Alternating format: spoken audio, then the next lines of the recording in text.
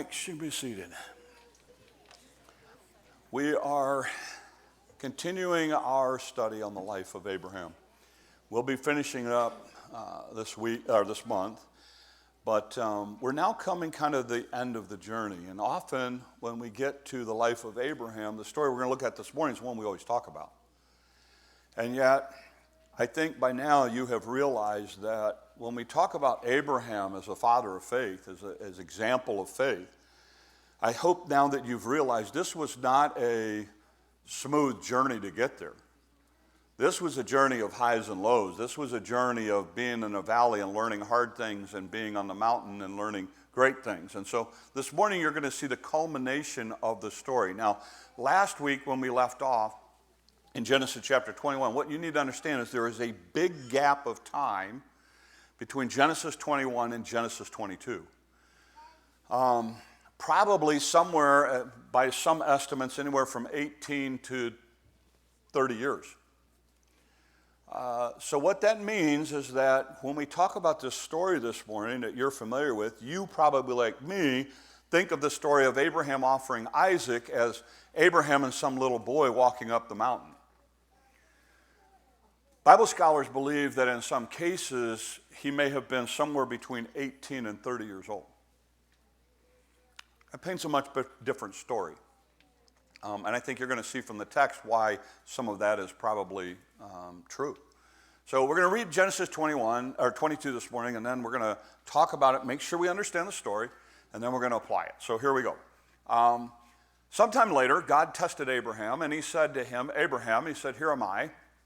He replied, then God said, "Take your son, your only son," this was the son of promise, "whom you love, Isaac, and go to the region of Moriah, sacrifice him there as a burnt offering on a mountain that I will show you." And early the next morning, Abraham got up, loaded up his donkey. He took with him two of his servants, his son Isaac. When he had cut enough wood for the burnt offering, he set out for the place God had told him about. Now, on the third day, Abraham looked up and saw the place in the distance. So he said to his servants, "Stay here with the donkey, while I and the boy go over there." Listen to this next line, because this is an important line we skip sometimes. "We will worship, and then we will come back to you." Going on. Abraham took the wood for the burnt offering and placed it on his son Isaac. And he himself carried the fire and the knife. Okay, so stop and think about this for a second. You think a little kid is going to carry all the firewood for the offering? I mean, all Abraham's got is a knife and the fire. And as the two of them went up together, Isaac spoke and said to his father Abraham, "Father," he said, "Yes, my son." Abraham said, "The fire and the wood are here. Where's the lamb for the burnt offering?" Pay attention to the next verse. Abraham answered, "God himself will provide the lamb for the burnt offering, my son." And the two of them went on together. And when they had reached the place that God had told him about, Abraham built an altar there, and he arranged the wood on it. He bound his son Isaac, he laid him on the altar on top of the wood. Then he reached out with his hand and took the knife to slay his son. But the angel of the Lord called out from heaven, "Abraham, Abraham." "Here am I," he replied. "Don't lay a hand on the boy. Don't do anything to him. Now I know that you fear God, because you have not withheld your son, your only son, from me." Abraham looked up, and there in the thicket he saw a ram caught by its horn. He went over, he took the ram, he sacrificed a burnt offering instead of his son. And Abraham called the name of that place, "The Lord will provide," or Jehovah Jireh. And to this day it is said, "On the mountain of the Lord it will be provided." And the angel of the Lord called to Abraham from heaven a second time and said, "I swear by myself, declares the Lord, because you've done this, you've not withheld your only son, your only son, I will surely bless you, make your descendants as numerous as the stars of the sky and the sand of the seashore. Your descendants will take possession of the cities of their enemies. And though your offspring, all nations on the earth will be blessed because you have obeyed me." Then Abraham returned to his servants, and they set off together for Beersheba, and Abraham stayed in Beersheba. Now, the last part of the chapter, verses 20 through 24, is the genealogy of Nahor. It doesn't play so much into the story of Abraham, but it lays the groundwork for the story of Isaac and ultimately his bride. So We're just going to skip that right now because I don't need to complicate the story anymore. So let's make sure that we understand a couple of things. First of all, just some odd things that are significant. The place that he makes this sacrifice, later David is going to buy. It's a threshing floor.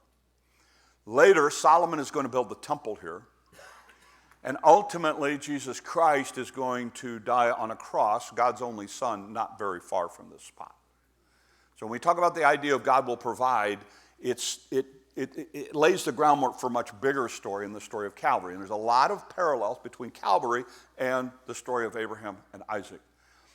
You should also probably know that if you were to visit Israel today, on this spot that we believe all of this happened, is a Muslim temple, the Dome of the Rock. So whenever you see pictures of Israel and you see that great big gold dome, okay, that's a Muslim site, okay? It's actually where we believe the Temple Mount was. Jews are not allowed up there, and Jews are not allowed to pray up there, and a Jew wouldn't go up there to pray, okay, because of what the site represents. So on the Jewish side of Israel, the closest spot that they can get to that area where they believe that the temple sat, which would have meant where the Holy of Holies sat, is the Wailing Wall. So the reason Jewish people go to the Wailing Wall is because that's the closest spot to where they believe the Holy of Holies existed. So that becomes a very special spot to Jewish people. And it is, like I say, it is kind of ingrained in them to pay a lot of attention to that place. When we talk about the story, let's make sure we kind of understand what's going on here. My wife has always told me this, so I have to say this. God came to Abraham about sacrificing his son, not his wife, Sarah. Because a mother sees this much differently than a father. So I understand that. So now I've pleased my wife so I can continue preaching on this story. Same thing. We have the same discussion when it comes to Lot and Lot's wife, by the way. It's like, you got to remember everything Job, everything Job went through, Job's wife went through. So anyway, but here we go. God comes to Abraham. He says, Abraham, I want you to sacrifice your only son as a burnt offering. Now, you need to understand this.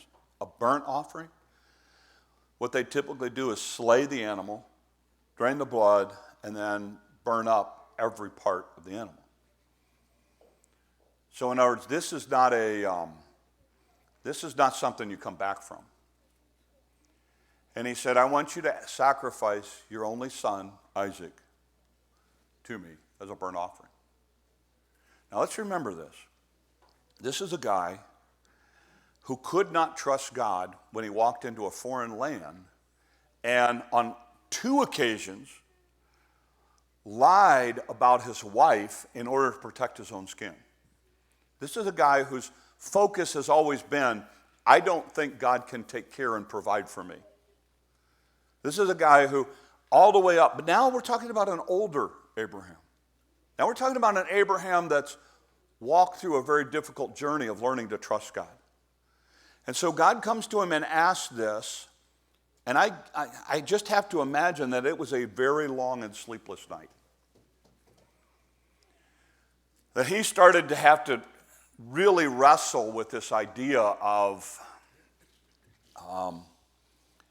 what's God doing here?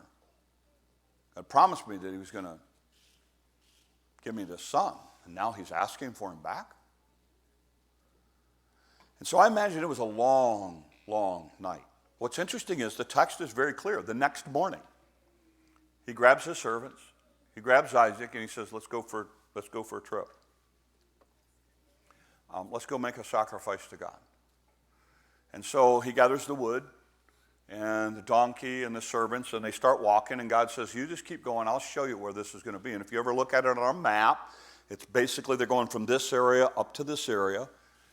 So about 3 days, they start to realize where God's on, where God wants them, so they stop, and Abraham says, okay, you guys stay here. Isaac and I are going to go up, make a sacrifice, and we'll come back.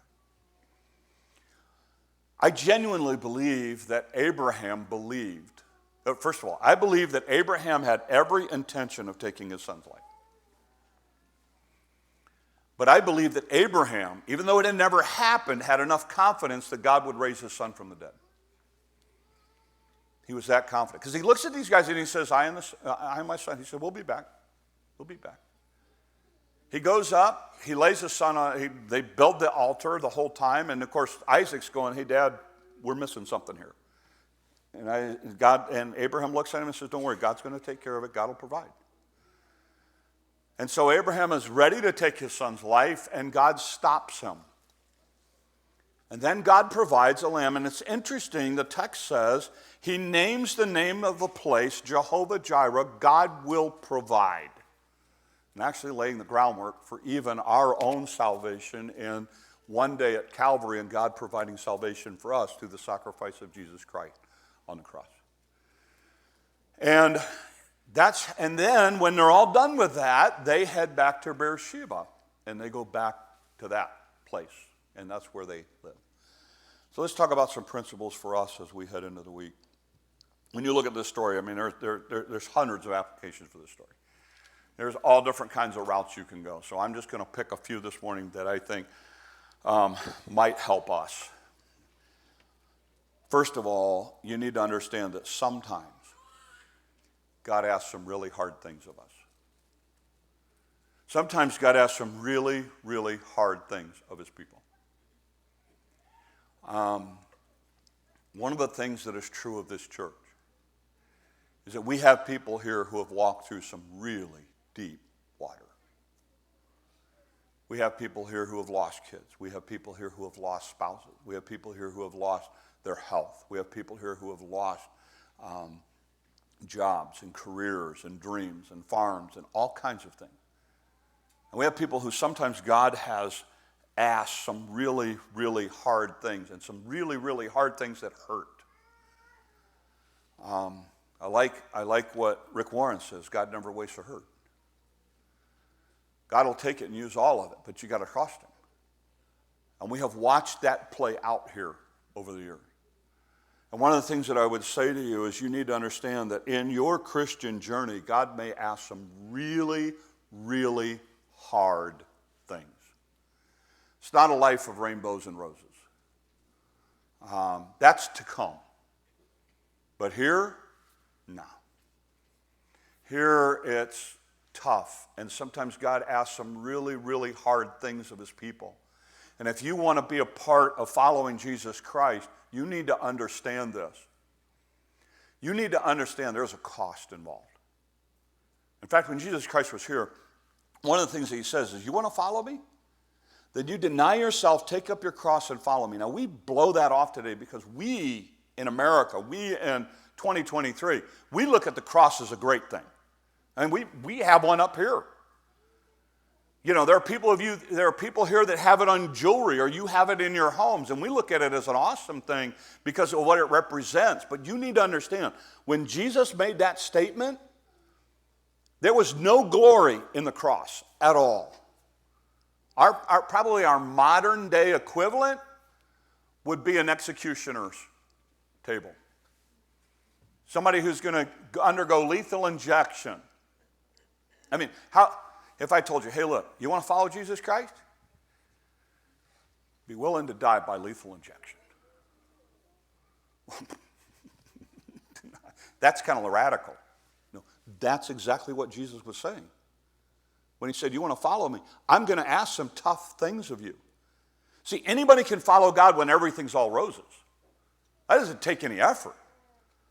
Because God's a genie in a bottle who just keeps giving you everything you want and everything works out great. No. It's tough to follow God when it gets hard. And when God looks at Abraham and has given him this son and he has raised this son and everything else, and then God looks at him and says, now I want you to take his life. That's hard. That's hard. And some of you know what that means. Some of you know what it means when God asks the hard things of you.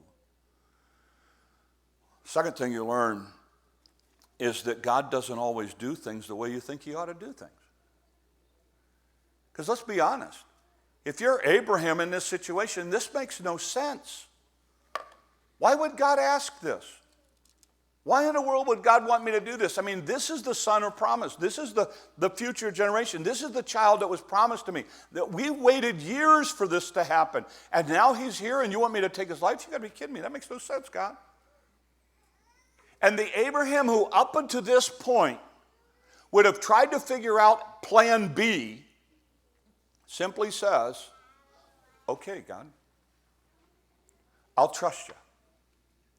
I don't know what you got planned, but if that's what you ask of me, I am willing to do even that. This is not the Abraham who was before Abimelech. This was not the Abraham who went into Egypt. This is a different Abraham. This is an Abraham who has walked the journey long enough to learn some things about God, that when God does come and ask things that don't seem to make sense, that are difficult, that are hard, Abraham simply goes, okay, I will trust you. Because one of the things that you will find about God is this: God doesn't work like we think he should work. I mean, you want the craziest story? Why would God put me in the country? I am not a country person. I am now because you guys have warped me, but I mean, I grew up in Detroit. I grew up in Chicago. It was a weird point in my life, but I ran track at one point. I ran track in Detroit, Michigan, okay? Again, I ran track in Detroit, Michigan in the late 70s, and we ran through the alleys and streets, Redford, Michigan and Detroit, Michigan. The boundary was right there. We ran through the streets. Our track team, our cross-country team, was 8th in the state. You know why? Because our coach took a whole bunch of white boys and said, you run the streets of Detroit. This is like 4 years after the race riots. And you know what? I don't care if you were slow. You always stayed up with the group. And we always learned to run faster. Because it was survival. You know, I look at it now, I go, nobody would ever let that happen in 2023. But that's what they did. That's what we did during that time period. And I look at that and it just shocked. So I ran the streets of Redford, Detroit, Michigan. I'm a city kid. If I had my way when we first moved to Sioux City, I wanted, no exaggeration, I wanted to blacktop my yard and paint it green. Because I thought taking care of grass was silly. I thought, who wants to mess with all that stuff? Now I've got a garden, and I've got flowers, and I've got an acreage, and I got all of this crazy stuff. Why? God doesn't do things the way I think you should do things. God said, I've got a plan, you trust me, and you know what? You will find everything you're looking for in life, but you got to trust me, and you got to do it. You got to do what, you got to go where I'm asking you to go. You got to be willing to go, to say yes. And I look at it now, my kids growing up. It's so funny because JT and Josh, I can't wait till we get away from here. And we're going to go and we're going to move. We're going to go live in the city. We're going to live in the city. They both went to the military. That right there changed their whole concept of living in the city. Then they both moved into a city place. And then they came to me and said, Dad, you know anybody that's got an acreage? We want to move back out the country. You know? And I'm looking at it going, you have to see, pray about it, see what opens up, see what God's got. You know? And now they're like, oh, this is awesome. Only God. Only God. But you've got to be willing to trust. You say, does everything turn out that way? No, there's sometimes that, look, on this side of the grave, but I can guarantee you, whatever God asks of you here, on the other side of the world, on the other side of the grave, it's a whole different ballgame. It's a whole different story. And for Abraham, God took him through all of that stuff to get him to this point. And now Abraham is willing to follow God at whatever the cost, even though it doesn't make sense. And that's what I say to you. Whatever you're going through right now, you need to understand. It may not be the world that you had planned, but it's the world God's got planned for you. And God's got something in it for you. And sometimes God asks the hard things of us. And sometimes the things God asks of us don't make sense. And that's okay. The other thing is this. The confidence that Abraham has in God is unwavering. And that amazes me. This is not the guy we've been following for the last 3 months. I mean, the guy we've been following the last 3 months is like, didn't you learn it the first time? But at this point in the story, he's learned it. Next week, we're going to talk about when he loses his wife. And still, this unwavering confidence. He does something that is so out of character for what we have seen in the life of Abraham. I saw this week, and I thought this made so much sense to me. What you learn here is often what gets you up there. You think about your life for a minute. I'm not saying you want to be down in the valley. But you know as well as I do, the things that you learned in the valley are what got you where you are today. It's kind of one of the things that concerns me for the generations that we're raising right now. We have a generation or two that knows nothing of struggle. And if times get difficult, mark my words, the mental health issue is going to go off the charts. Because they're not ready, because they've never been in the valleys.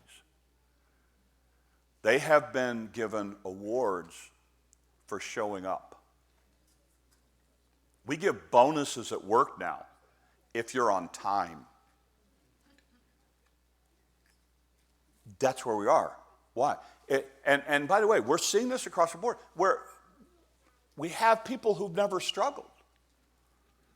But it's in that struggling that you're tested. It's in that struggling that you find out what you're made of. It's in that struggling that your faith grows.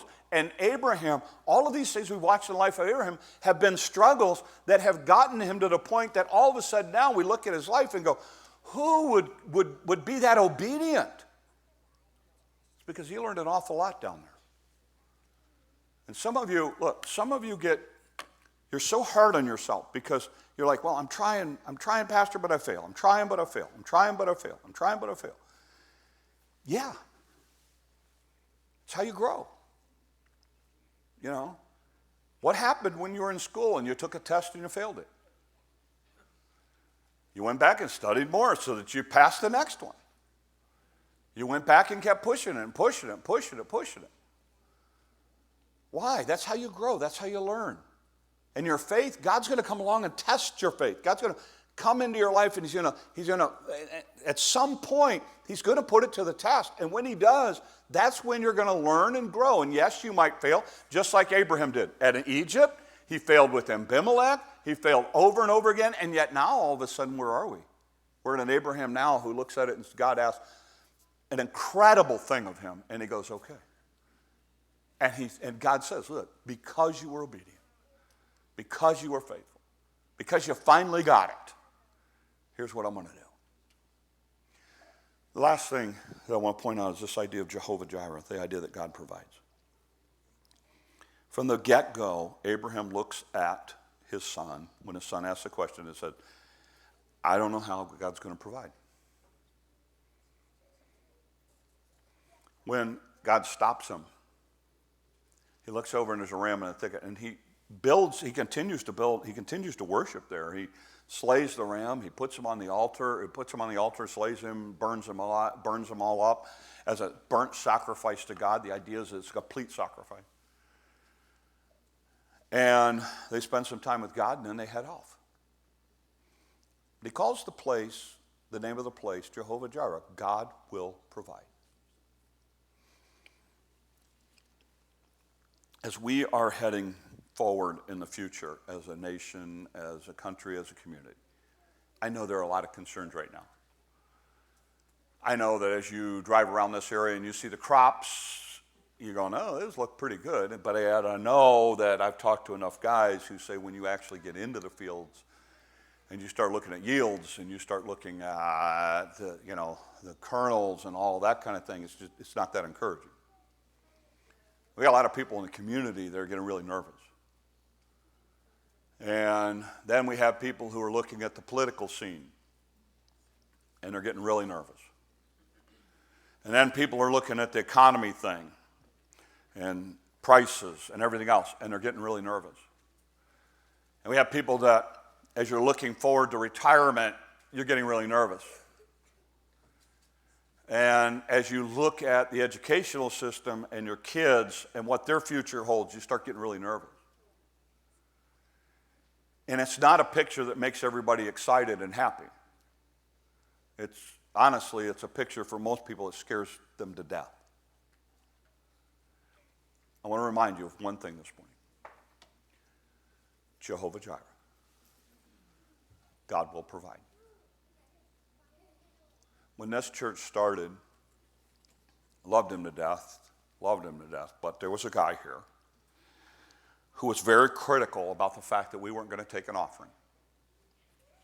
And he said, well, if you don't pass the plate, place will close up in a year, not going to happen. You got to pass the plate. And we just said, we're going to trust. They said, we're just going to trust God. When we built that building over there, we said, you know what? If God wants it, God will provide for it. Here, we built this building. If God wants it, he'll provide for it. We didn't need to do a capital campaign. We didn't do fundraising. We didn't take out loans. We didn't do any of that stuff. We just said, you know what? If God's in it, God will provide. And we watched God provide. I'm not saying there weren't lean times, but I'm just telling you right now, we have watched God's fingerprint all over it in taking care of the needs of this place. I get the privilege Wednesday night of sitting down with the board talking to them about taking on more missionaries. Why? Because God's continued to provide in ways that were beyond the sacrifice of his people. And God has provided.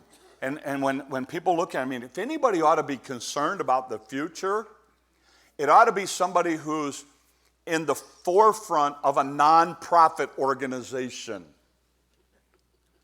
You know what? I'm not worried about it. God will provide.